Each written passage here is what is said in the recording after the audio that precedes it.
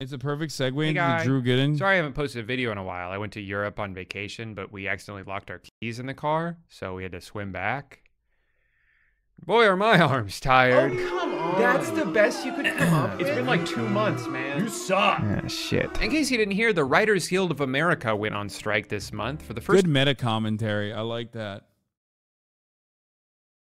Okay, I'm gonna pee. I'll be back in a second. This is Drew Gooden's new video on the writer strike, which I will be covering in a second. In 15 years. As a result, shows like Saturday Night Live, The Daily Show, and Late Night with Jimmy, and Jimmy have ceased production until negotiations are agreed upon. The longer the negotiations take, however, the more shows will be delayed and affected. It won't just be daily talk shows, it'll be entire seasons of your favorite Netflix show. And for the shows that insist on powering through without writers, it will have the potential to completely tank the entire series. Because that's what happened last time, and there's a very good chance it's going to happen again. If you don't remember the 2007 writers' strike, it was a weird time for TV. Scrambling to come up with new programming without being able to employ writers, a lot of networks started doubling down on reality shows, which really altered the landscape of television for years and years after that, even though the strike itself only lasted about 13 weeks. I mean, TLC started just falling around families with a bunch of kids for a while.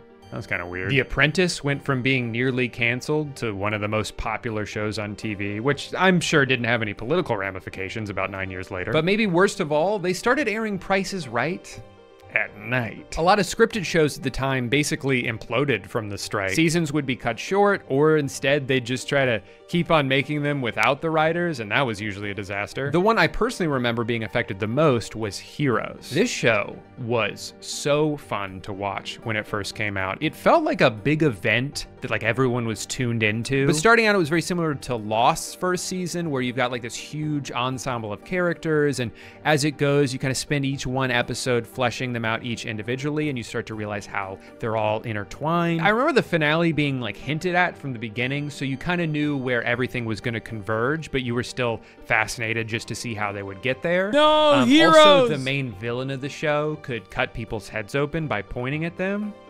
And that was cool as hell. So when season 2 started, the showrunner developed this big vision for everything that would come, but had to slow things down for a bit, set up some new characters and plot points, get the ball rolling on that. And it was a little confusing, but you felt like it was all leading to something.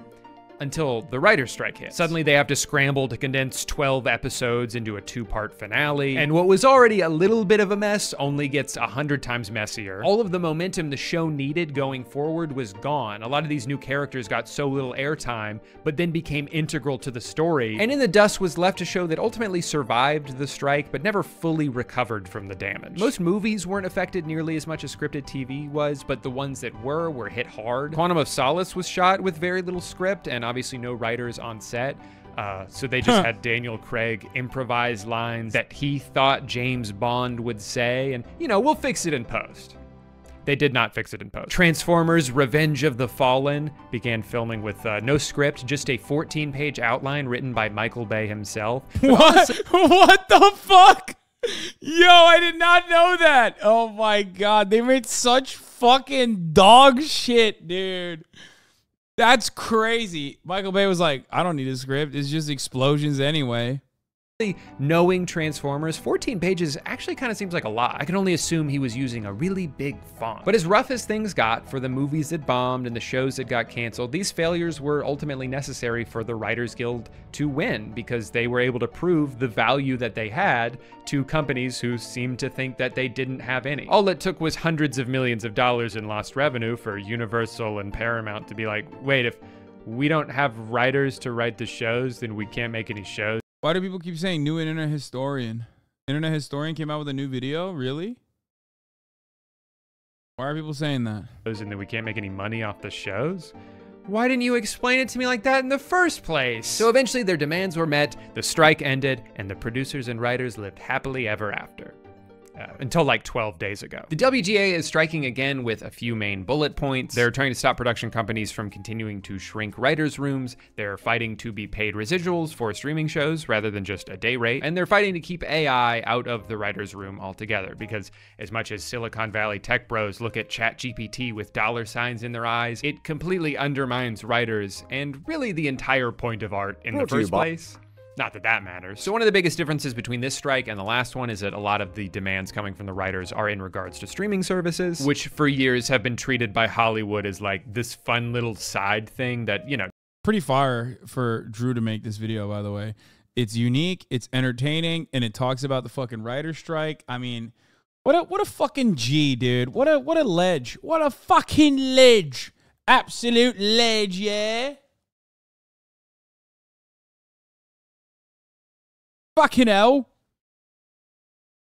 It doesn't come close to matching the allure and prestige of cable television. I am a surgeon! Even though he put the good doctor in there too. Well-respected show from the past 7 years has come from Apple TV, Netflix, or HBO Max. But because streaming is still archaically being viewed in this way, the writers are not able to receive nearly the same benefits. For example, thanks to past strikes and negotiations, network TV writers continue to get paid every time their show re-airs in syndication. So since shows like The Office and It's Always Sunny air over and over and over again on cable television and therefore continue to earn revenue, the writers keep getting paychecks. Which makes sense, right? As long as something keeps making money, then everyone involved in making it should keep getting a percentage of that money. But on streaming, there is no potential for growth for the people who helped bring it into existence. If you're involved in writing something that goes on to become the most popular show on Hulu for weeks and causes thousands of people to sign up for a subscription that they didn't have before just because they want to see the show you made, and maybe they even like it so much that they just continue to pay that subscription until the next season comes out, none of that matters to you because you'll never see any of that extra revenue that you helped earn. There's no financial upside for doing a good job. So overall, that's probably the biggest issue of the strike, but there are a few others. For years, production companies have been pushing for smaller and smaller writing rooms, which puts more work on the shoulders of fewer people and gets rid of the job security that used to be there for everyone who is now brought on for just as short of a time as humanly possible. Most of those people are paid for just a couple of weeks of work. They come in, they learn the show, they contribute a few ideas, and then they're told to get the fuck out of there so we don't have to put your name in the credits and we don't have to keep you employed while we continue to work on the thing that you helped come up with. And I think this is where one of the biggest misunderstandings about scripts comes in, where people treat it as if it's something the writers just type up and then they print it out and then the script is done. Now we can send all those people home and show them the movie when we're done filming it in 6 months. But that's not how it works, or at least not how it should and has in the past. Scripts are constantly evolving, even once filming starts. Sometimes everyone shows up to set and a joke doesn't really work as it was written because it just doesn't sound right coming from the actor, or a prop doesn't look like the way they had intended and now this line doesn't make sense. It's wild that you gotta fucking describe this and how important it is. And originally I thought like, oh no, everybody understands that like writing is important. And then I realized, and then I, started streaming on twitch.tv one day when the writer's strike was happening, and people didn't even recognize that like the set you see, like what you see with your eyes, what you visualize, what you were seeing with your eyes was written on a script at some point, and people didn't even get that. Like people literally do not understand that like when you see a set, you think that like, oh, it came there on its own. Like, no, man, someone wrote that in there. So then they hired like a set designer and a bunch of other teams to basically put that together. Yeah, like when we were watching the trailer for 10 Cloverfield and someone was like, there's no lines in this, dog. What did the writers write? Everything. Fuck. Or the location doesn't accommodate the shot that they had planned. So now we got to quickly get together and figure out an alternative because every second that we don't get work done, we are burning through our budget. Let's brainstorm, guys. From what I've heard from people in the industry, this stuff happens literally every day. It's just how filming goes. So having people in the room who wrote the words and understand the story inside and out is the best way to make a quick change that doesn't disrupt the flow of filming. It's a collaborative process from everyone involved in order to make the best thing possible. And sometimes that means adapting on the fly rather than just, sticking with words that were typed 4 months ago, no matter what happens. But like I said, this entire part of the process has slowly been getting cut out in order to save costs, and this is having two major effects on the industry. One, it's making shows not as good as they could be because you're having fewer people on set to contribute ideas when changes are inevitably needed. And two, writers are missing out on the invaluable experience that comes with being on set during your production, where they would get a glimpse into the entire process and every everything that goes into bringing these scripts to life. Experience that historically has been vital as these writers continue to move up the career ladder to showrunner, director, executive producer. Like, they have to realize that they're cutting out this entire sector of built-in, inexpensive, on-the-job training in an industry where more and more money keeps getting thrown at these giant productions, but then you're handing the keys over to people who've never been even remotely taught how to be in charge of something like that. In my own experience, I had a full room for 20 weeks with a brilliant group of writers. None of them were allowed to come to set. Their contracts ended before we started production. So they're all technically writer-producers. Some of them had the title of producer, but they were not welcome to set to produce their episodes, which is both robbing the show of their perspective. But your point is, it's robbing the future of the industry, because the thing...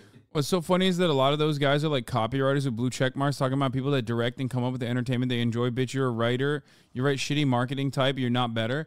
Yeah, well, that's the difference, because, like, it's almost like you listen to Chapo in their latest episode. Yeah, everything revolves around Chapo in their latest episodes.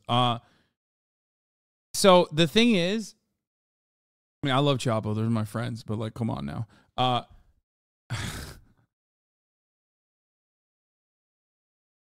Only Chapo knows things about writers. Oh my God. Gotta talk about David Simon. Thank you, friggin' Banana Pants. Yo, David Simon went on an unhinged rant, by the way. Not about this, but about cops. It was crazy. Did you guys see it? He was like defending cops and policing in the most unhinged way. Okay. Aaron Sorkin is anti-union. Let's go. Of course he is, dude.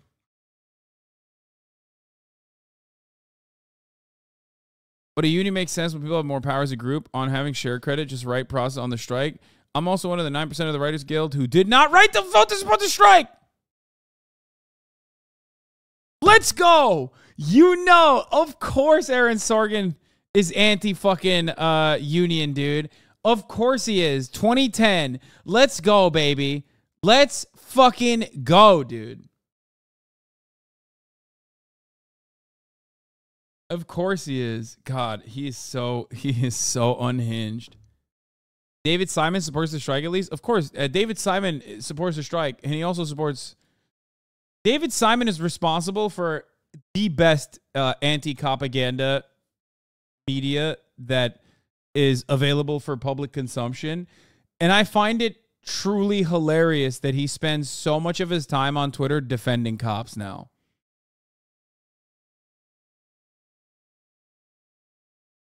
Like, where is it? I need to find it. Not the writer's strike one. We'll do one good.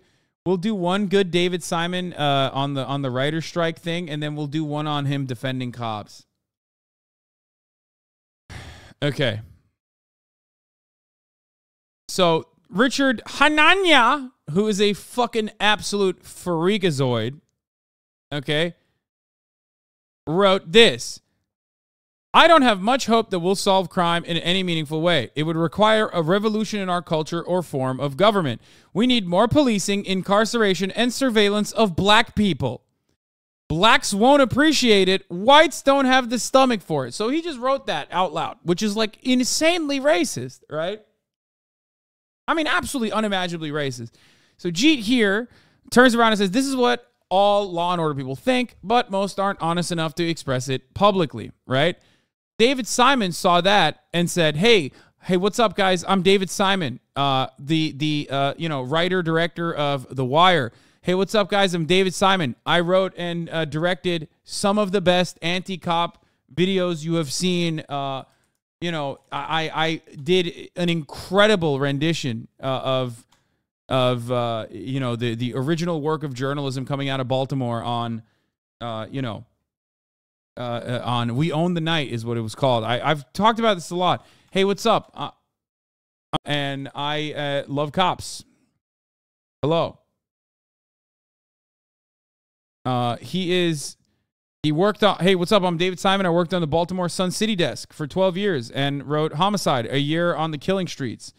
What's up? I'm David Simon, and you might recognize me from We Own the City Or, what's up, I'm David Simon. You might recognize me from defending the most unhinged racist creed that I will defend now for no reason. He said he's an asshole, but you're doing no one any good service by using him to hyperbolically declare that any and all argument for sound policing is racist in origin or intent. It's like, why did you think that this was about you? Like, you literally could have avoided talking about this. You could have just read that and moved on. But he was like, no, I'm David Simon. I also think law and order. I'm a law and order guy. Okay? So I'm going to fucking defend it. You can't stop me. I'm David fucking Simon. Okay? It isn't. And a deterrent based on competent retroactive investigation of felonies works. Addressing violent crime by seriously, I fucking had to bookmark it, by seriously probing incidents, especially those in the most vulnerable neighborhoods, and arresting repeat offenders may in fact be the most definitive thing law enforcement can do to reduce serious crime. This has been demonstrated dramatically by several policing initiatives going back to Boston's remarkable programming in 1995. And nothing here argued for profiling or targeting or randomized engagement with black citizens. That shit is certainly worth condemning. But the fact is, when police fail to seriously probe and resolve crimes against vulnerable communities, crime goes up. So here's one thing I have to mention. And it's funny because, like, I say similar things, not defending Richard Hanania, okay? But, like, I say this all the time. I'm like, dog, you still need, like, someone to solve crimes. Whenever someone comes up to me and is like, I'm crusty, and I think, like, there's no reason for policing. We should just, focus on a rehabilitative approach to justice that also does not mean that there's no enforcement of the rules and laws that we have collectively decided are sound, right, for societal development. And I'm like, no, that's stupid because someone needs to solve the crimes. I'm saying police don't currently, okay? You have a 50-50 chance of getting away with murder in this country. That's right. For the record, for those of you who don't know, that's literally a factually correct statistic. It blows my fucking mind, honestly. 50-50 chance of getting away with murder in this country. Only 50% of murders are cleared. Okay, so let's continue, right? So they're not even doing a good job. Okay? So, but ultimately, it doesn't matter. It doesn't matter because, like, you still need a group of people to just be like, yeah, we gotta solve it. Like, we gotta solve crimes, right? We gotta solve crimes. Is that a W or an L for murder? It's 50-50. It's a W murder or L murder, depending on where your position's at. Okay? So, a bit of a W for murderers and a bit of an L for the murdered.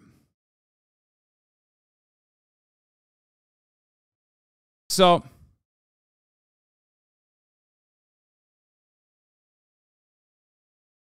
yeah, I do understand that we still need like some form of policing, some organization that you would understand to be like doing the job that theoretically the police are supposed to be doing.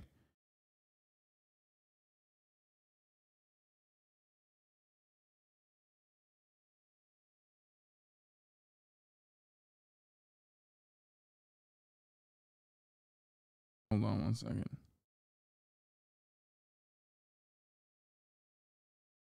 No, police probably would end up with even more Jordan Neelys. Anyway, my point is, this is the most awful way of like explaining the situation because you seem like you are retroactively defending what Richard Hanania said, which was racist as fuck. That's not what policing is, dog.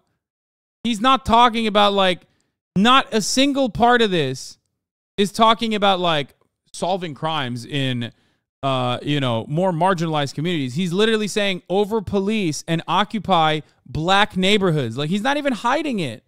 He's just very openly saying that. So why the fuck would you ever try to like put liberal seasoning on that fascist spice and try to make it more like appropriate? Very weird. Okay.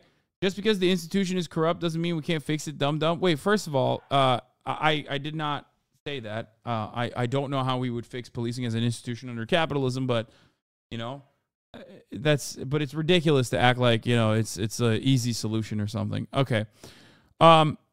Anyway, Boston's remarkable programming, pro result. See Louis' ghetto side. for a bracing test of this reality, or note my city where collapse of the arrest for homicide from 70% to a current 13% is the difference between 220 slayings a year and 350, most of whom are young, male, and black. Which brings us to my final critique here. I live in Baltimore and know folks from all points of the local compass, and the only people I hear for arguing that policing is oppression or that any afford to maintain any law and order are never people trying to raise families or reside or work in West Baltimore or East Side or Pimlico or Cherry Hill. They are either academics, commentators, or ideologues who very much live elsewhere. The people I hear from want the shooters to be locked the fuck up. Yeah, no shit. Who says shooters should not be locked up? Not only are you now defending Richard Hanaya's his ridiculous racist screed, even if you don't agree with it, you functionally and fundamentally are defending him. Okay? But you also are like, doing straw mans in defense of like the counter against him. Again, this is no argument for mass arrest or incarceration, for broken windows policing, for drug warring, for harassment, but it is very much an argument for essential police work, which is why abolitionists and defund mooks can't endure it. Oh, blah, blah, blah, blah, blah, blah, blah.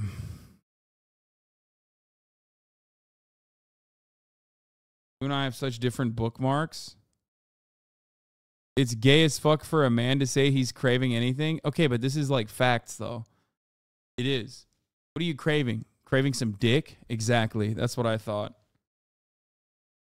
As a man, if you say you're craving anything, it means you're craving dick.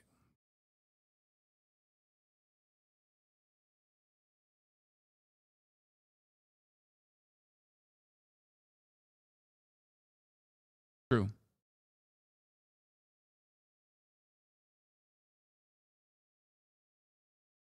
Is this true? Jerking off is gay. You're a man playing with a penis for fun. Gay. Also true. Yeah. Anyway, we got here because I was watching Drew talk about the writer's strike. Things you learn on set are completely different than what you learn in a room just writing scenes that don't cost anything and you can put them anywhere you want. And then you end up with this continuing cascade of problems, right? Where like people are suddenly given a chance to make their own show as they should, but they don't have the experience on set and they're set up to fail. So ironically, what's going to happen is there are going to be more and more issues that arise on sets, expensive issues that result in reshoots and delays and extended post-production timelines. And before you know it, all of the money the studio was trying to save by pinching pennies at every corner is just going to burst into flames anyway. I read that even one day of reshoots can cost like $250,000 when you have these writers who are just trying to stay employed for a few extra weeks so they can help out on set where they could have helped prevent the reshoots in the first place. Almost 100% of the time, it would have been cheaper just to pay them.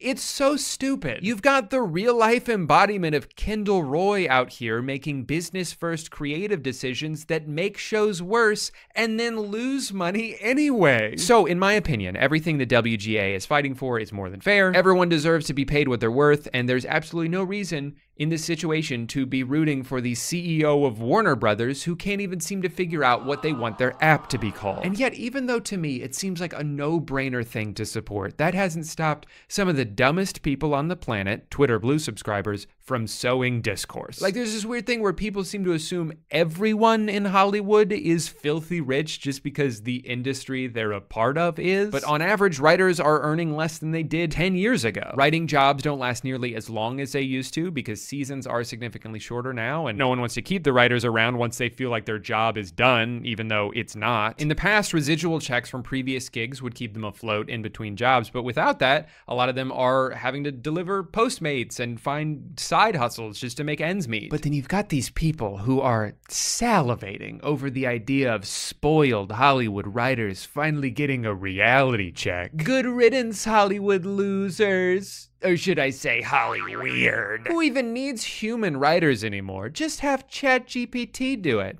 Everything's just sequels and remakes now anyway. And this sentiment that I've seen... Nothing gets my fucking blood boiling like a bunch of blue checkmark dumbasses talking about a thing with like insane amounts of confidence, but the thing that they're talking about, they have no idea how it works. It's just Dunning-Kruger blasted on my fucking face every goddamn day. It's like, I want to avoid seeing it. If it honestly feels like rusty nails scraping my fucking retina.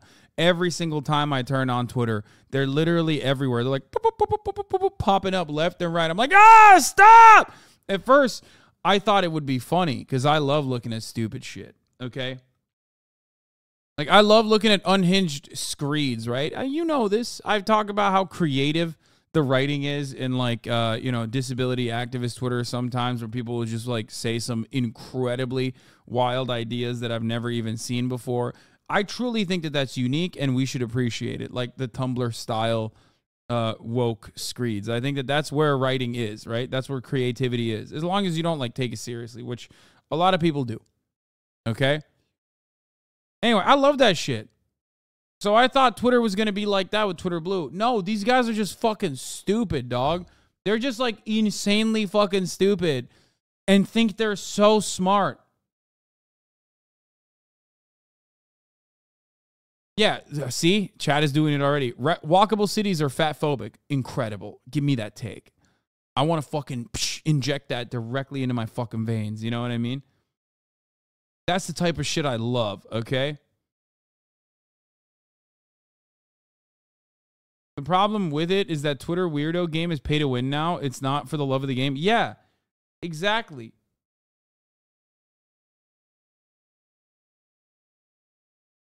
It sucks. Now it's like, I was wondering who the fuck loves Elon Musk still and adore it, okay?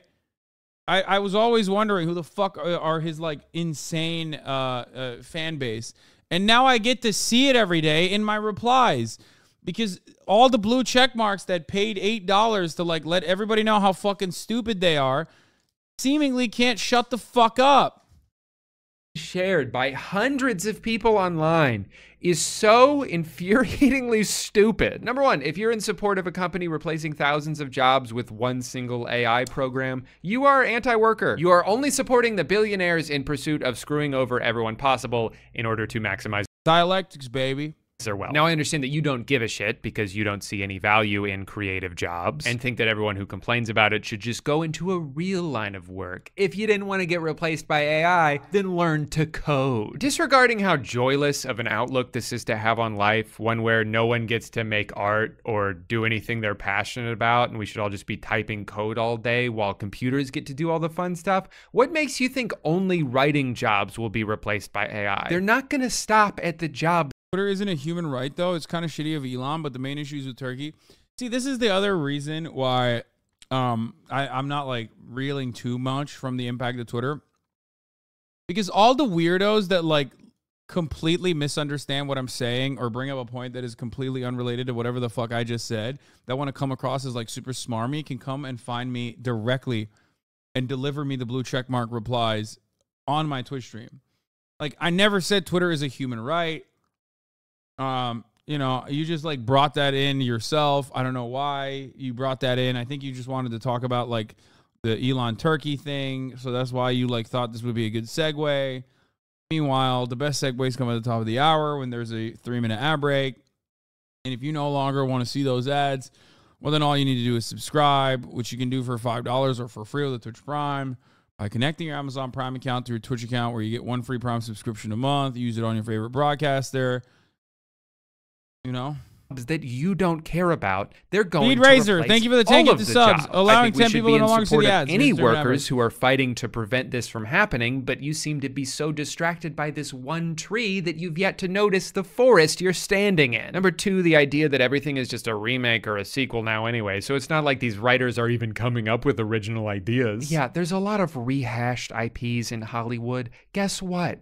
You don't have to watch those. Do you know how much shit has come out in just, like, the past few years alone? It's been unlike anything I've ever seen before. These 10 out of 10 shows and movies that have unique plots and original characters and up-and-coming actors that aren't just Chris Pratt doing a voice and give me emotions that I can't even describe, but I guess you were too busy complaining about how woke the new Little Mermaid is to notice any of them. That's your own fault. Look, I get annoyed at how many sequels and reboots and superhero movies there are now too, but you know why they keep making them? Because they make a shit ton of money every time. And you know why they make a shit ton of money every time? Because you keep going to see them. Go watch something else, dude. But if you want more originality in Hollywood, you know what's not going to solve that problem? Fucking ChatGPT. AI does not create original ideas because it can't. It doesn't have unique life experience or a sense of humor that it can draw upon. It is a glorified search engine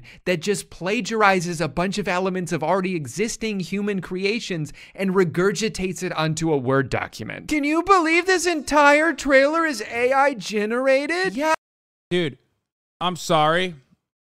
Like, no matter how smart I think you are, if I catch you fucking looking at ChatGPT for advice and it's not just like purely for the sake of content, I'm going to think less of you.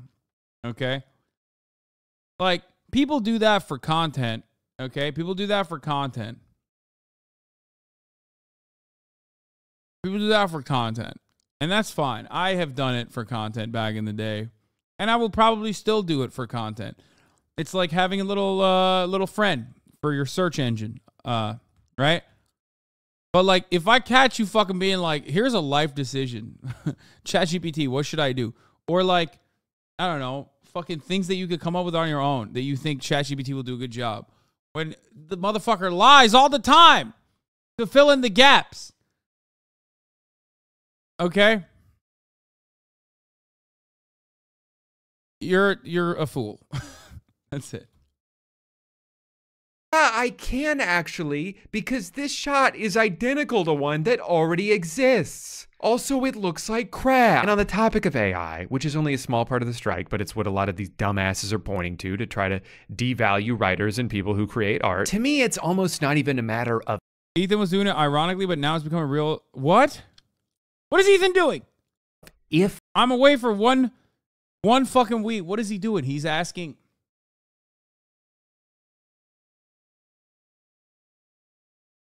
He's asking ChatGPT, what the fuck? An entire show could be written by ChatGPT. It's that even if it can, I don't give a shit. I have negative interest in watching like an algorithmically generated show written by software. Using math, we've perfectly optimized this script for human enjoyment. Like, that's what we're gonna do now? No thanks. I like watching TV and movies because they're a celebration of human creativity. I want to see people tell stories about their lives or turn hard times into art because it's incredible that it's even possible to do that. And when you see something that resonates with you and speaks to a part of you that you've never quite been able to put into words and makes you feel emotions like that, that's that good shit. And then you get done watching it, you can look up behind the scenes videos and interviews with the director and the writers and figure out like how they filmed this crazy shot or how they came up with the idea for the ending. Like, I just think it's one of the most beautiful things that we as a human race have created.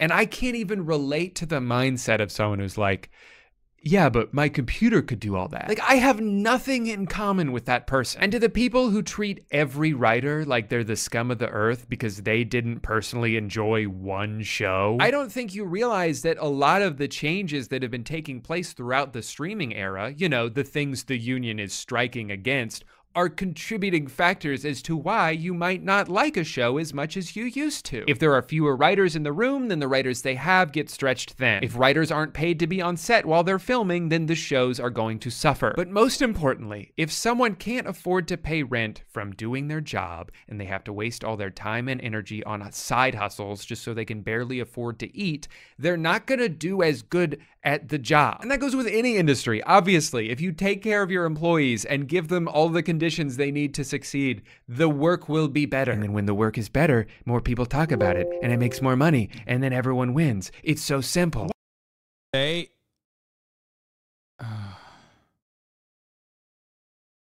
people are like, oh, dude, these TV shows suck, it's like, it's not the writer's fault, dumbass, either. Like, it's just not. They didn't write the show for their own pleasure. It's not like you think The Big Bang Theory is like a pleasure project, or Young Sheldon was like someone's literal like life's work? Like, you think someone was like, oh, dude, Young Sheldon, like, I always wanted to write that. Like, no, man, it's just not. Pleasure project? I meant passion project. Yeah, you think Bazinga came out of someone's passion? No, man. Network TV was like, we need something. Fill it. Why are we against this? Just so one guy can have a third helicopter? That's the side you're on? He's not going to let you ride it. He doesn't know you. It blows my mind that because of a handful of crap. Look, this guy said, I want to drop kick Young Sheldon. And this guy said, I was Young Sheldon. And I think this guy is closer to that, to the reality of chat, than the other guy. Don't shit on Young Sheldon if you're a Twitch watcher, okay? Very likely you were the Bazinga kid. Happy remakes you've seen. You think every single writer in Hollywood is some millionaire hack looking down on you from their golden throne of infinite money. No, that's the people they're striking against. At the rate things are going, writing will not be a viable career path much longer. The only people who are going to be able to afford to do it are 22-year-olds with rich parents. And I don't want to watch those shows. I hate 22-year-olds with rich parents. So if you want TV to get better, you should be on the side of the people who are best equipped to make that happen. The last thing I'll say is that if you watch this video and you thought, well, I sympathize with the writers here, but this kind of thing is happening in every industry. The economy's in shambles, everything's more expensive now, and wages aren't going up to offset that. I agree. All of that is bad. I'm only focusing on this specifically because it's something that's happened before that I was interested then, I'm interested in now, and it's actively going on as we speak. I hope the writers win this, get everything they demand, and then it inspires other people to do exactly the same thing. Imagine if every public school teacher in the country went on strike at exactly the same time.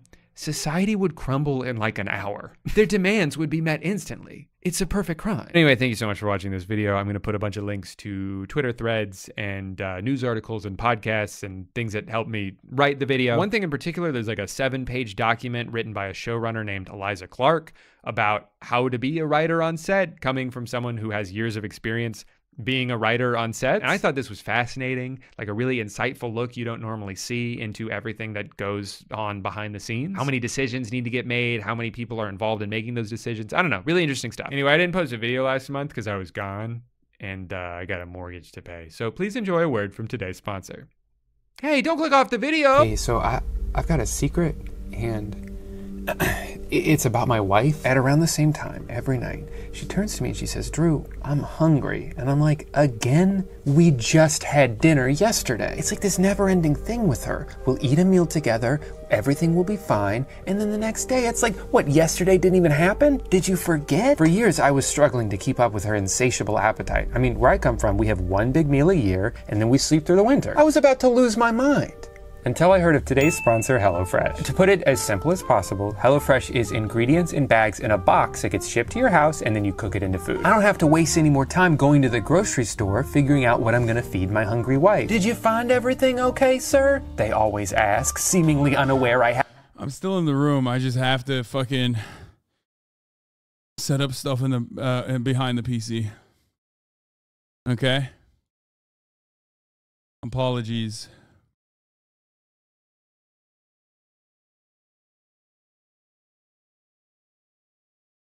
I did. I heard him call for every teacher across the planet or in the United States of America to do a strike.